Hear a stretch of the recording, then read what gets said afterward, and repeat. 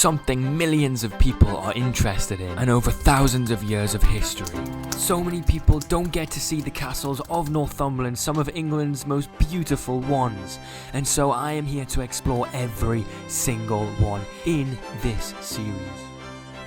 And nowhere is better to start than the mighty Bamburgh Castle, or as you might know it, Bamburgh. Look at it in all its glory. I'm just walking up to it now. I've already got loads of footage of it. Now, with it being winter, of course, the castle is closed and it's actually doing some maintenance, it looks like, up there. But at least we can say we ticked off one of 70 castles in Northumberland. At the end of it all, I'll be doing like a ranking of them all. So you can also see another castle from here. Does that count? No, it doesn't. I'll have to go to the actual Holy Island to see Lindisfarne Castle, which you can actually see from here. Play the clip. But this is the cricket pitch, and then there it is. It's crazy. You can also have a lovely walk through that village. There's the church over there. So as we walk through Bamburgh, one of the most beautiful coastal villages in England, such a hidden gem, let me tell you a bit about the actual castle. Bamburgh Castle sits dramatically, as you can see, on a 150-foot crag overlooking the North Sea and, of course, the Golden Sands when it's nice and sunny in Northumberland. It offers stunning views of Lindisfarne and even the Farne Islands. Its naturally defensive position has made it a strategic site for over 2,000 years, starting as a Celtic Brittonic fort known as Dinguari. I hope I got that right. I'm so sorry if I didn't. After doing extensive research on this castle myself, I've found out that the castle's recorded history actually begins in AD 547, when Anglo-Saxon king Ida of Bernicia captured it, establishing it as a wooden stronghold and the capital of Northumbria, the largest and most powerful of England's early kingdoms. It may have even been named Bamburgh. These names are crazy. I don't know if I'll ever be able to get it all right, man. In AD 634, King Oswald, which is Aethelfrith's son, and later Northumberland's patron saint, he invited the monk Saint Aidan to the area,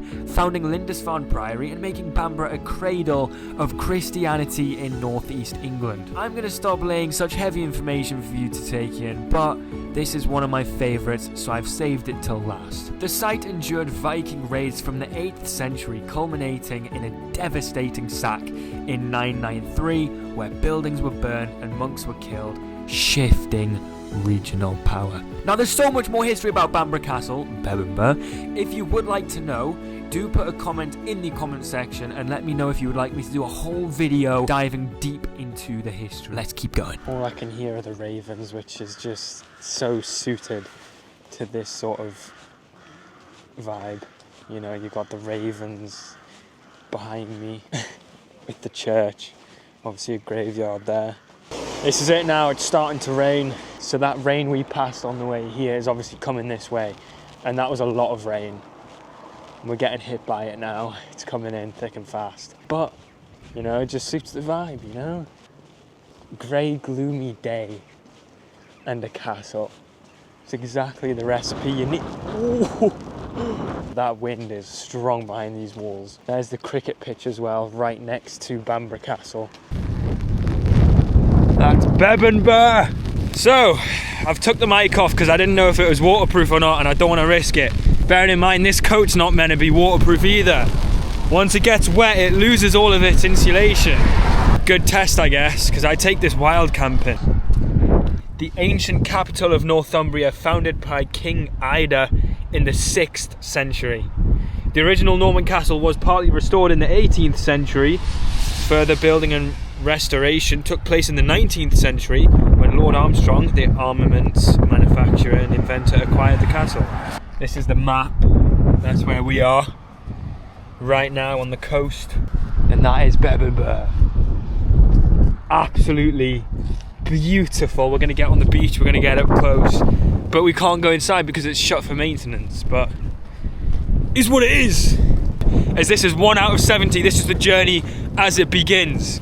So something I'm always thinking of is the fact that I wonder if the people at Bamburgh Castle could see the attack on Lindisfarne when it happened at the time. Because obviously there was still some sort of people living at the Bamburgh Castle, whatever, like what it was back then. Obviously it's nothing like that, but there were people there. as it was a stronghold, and I do wonder if they could see like the fire and the smoke from the fire and all the destruction that the Vikings caused on the holy island of Lindisfarne. I do wonder, because once we get up here I can show you the fact that we're so close to it. Obviously they didn't have phones or anything to zoom in on it, but I'm going to show you without the zoom. Look, it's right there. That is where the Vikings attacked in 793. And these people obviously just here. And imagine your mates getting attacked over there by Vikings. Like, you are gonna see that. Looks like we're going down to the actual beach now. This is the journey to visiting every single castle in Northumberland. Bamburgh Castle ticked off the list. Next up, we're gonna be going to, who knows, the 70. I can choose whichever. So make sure you are tuned in for this series of exploring Northumberland. Let's go! The dramatic skies over Bamburgh is beautiful, and it just sums up this castle and its history. Dramatic, scary, gloomy, all of the above.